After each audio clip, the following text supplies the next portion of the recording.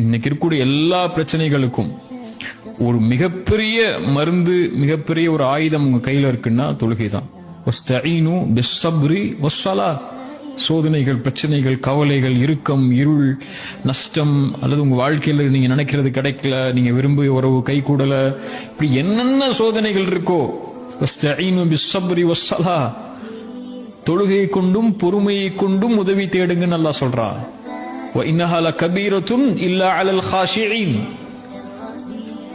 அது சிரமமான காரியம். யாருக்குன்னா அல்லாஹ்வை உள்ளச்சத்தோடு பயப்படாதவங்களுக்கு அது சிரமமான காரியம். அல்லாஹ் உள்ளச்சத்தோடு பயப்படக்கூடியவங்களுக்கு தொழுகை மிக முக்கியமான அடிப்படையான ஒரு ஆயுதம். அவங்களுக்கு அதை எடுத்துக்கொள்வாங்க. சோதனை வரும்போது அல்லாஹ் முன்னாடி போய் நின்றுவாங்க. அல்லாஹ்வை கரெக்டான முறையில் அஞ்சு நேரம் தொழுகையில கவனம் செலுத்தி அதுல தன்னை ஈடுபட்டு எப்படியாவது சோதனையிலிருந்து வெளியே வர்றதுக்குள்ள வழிகளை தேடிக்கொள்வாங்க.